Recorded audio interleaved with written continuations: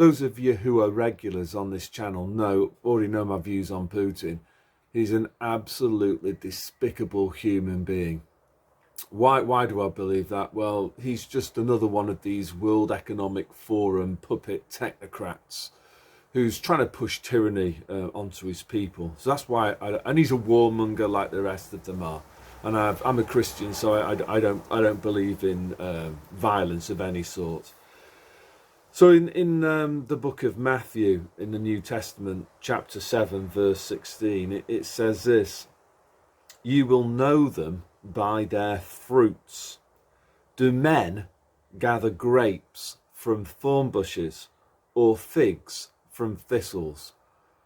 Yeah, this is Jesus basically talking sense as usual. And basically my view on Putin is just, it's derived from watching what this bloke says. So I know he does a good speech now and again about certain people being Satanists and criticising the foreign policy of America and all the rest of it. But if you actually watch what Putin does, if you look at his fruits, he's exactly the same as them. So some examples of that. In Russia, when all the nonsense started in spring 2020, Putin was also in lockstep with the other World Economic Forum young global leaders, in that he also tried to introduce Nazi passports, and he was also into trying to coerce people into attending the Britney Spears and the Boosters concerts.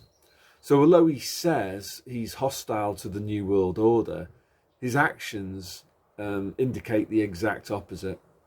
And as I say, that's why I don't like him. I don't like him because the BBC says that I shouldn't like him. I don't like him because of what he actually does and what he's done.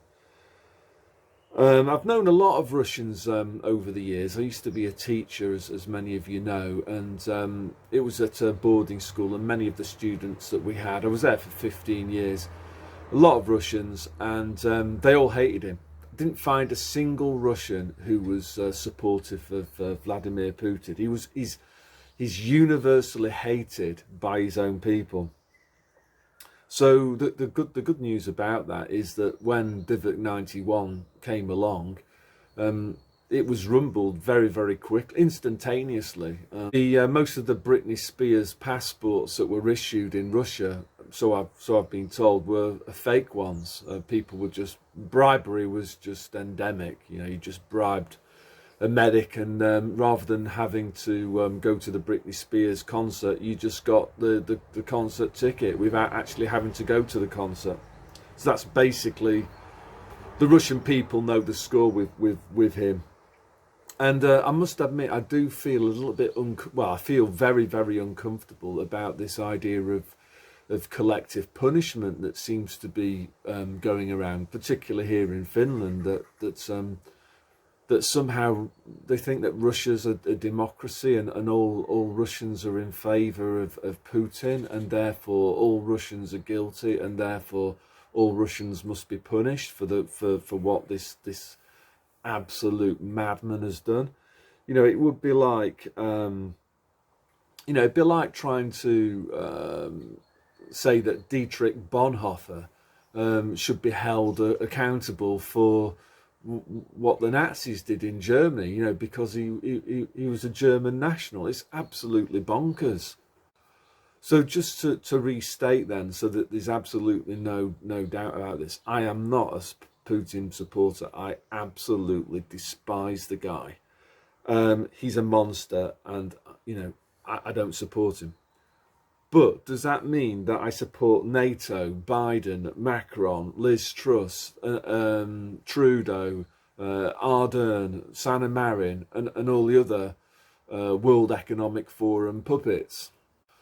The obvious answer to that is, of course, no. And I think what we need to get away from is this binary way of thinking, that you're either with Putin or you're with NATO. You're either with us or against us, because I think it's a trap. It's very simplistic, and it's designed to sift people into groups so you can operate this kind of classic divide and rule stuff. So what's my approach? Well, my approach, I suppose you could sum it up using the word, there's a third way, or there's a third option. So let's look at this chessboard. A lot of people would say that this is symbolic. It's one of the symbols that the people that control these puppets love. So what these puppet controllers want you to think is that there's two sides, two distinctly different sides, who are battling it out. So in chess, you've got the black team, and they're battling it out against the white team. And what they want you to do is to pick a side. They want you to be either team white or team black.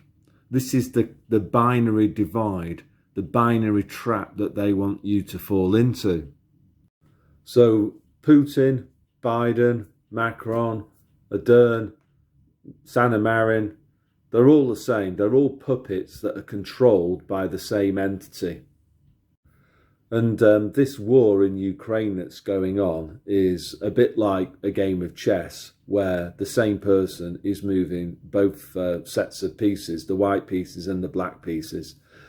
And it just must be a spooky coincidence theory that the outcomes of the war in Ukraine are just, they're just mysterious. It's mysterious, isn't it? They're just advancing the goals of the Great Reset by making fossil fuels very expensive. The lights are going to go out, and they're going to use the chaos created by that to push through more authoritarianism, digital IDs, all of that.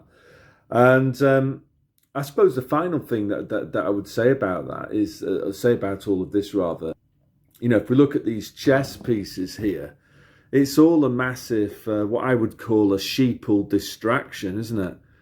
And, a fake fight. I was a child of the 70s, so I remember on Saturday afternoons, they used to have the Worldwide Wrestling Federation, and Big Daddy would be taking on giant haystacks. And as a child, initially when I first watched it, I thought, oh, this is that they're really hurting each other. And I would say stuff like that to my dad, daddy, they seem to be really hurting each other. What?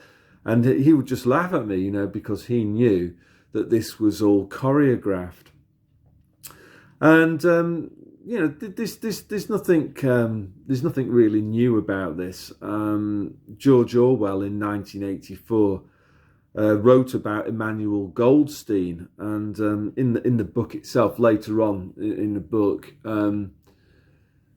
Winston Smith discovers that Emmanuel Goldstein was just an invented, fabricated figure of hate, to kind of distract the masses and whip them up into hatred. And whilst they were hating the other team, the government would do whatever they wanted to them. They were distracted and disorientated.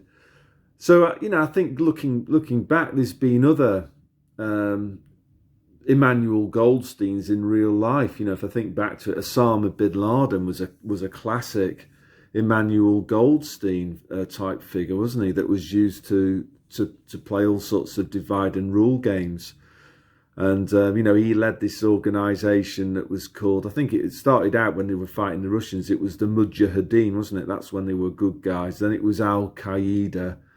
Then it was Islamic State. Then it was ISIL. And, it had this organisation, it had more relaunches than the Ford Escort, more rebranding jobs.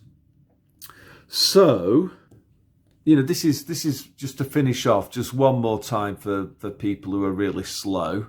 I am no fan of Vladimir Putin. He is a very, very evil man. And I don't support Russia. Yeah, but that doesn't mean that I have to support Ukraine. I can take a perspective where I support Jesus Christ instead. I don't have to fall for their fake binary choice. Anyway, thanks for listening, and God bless.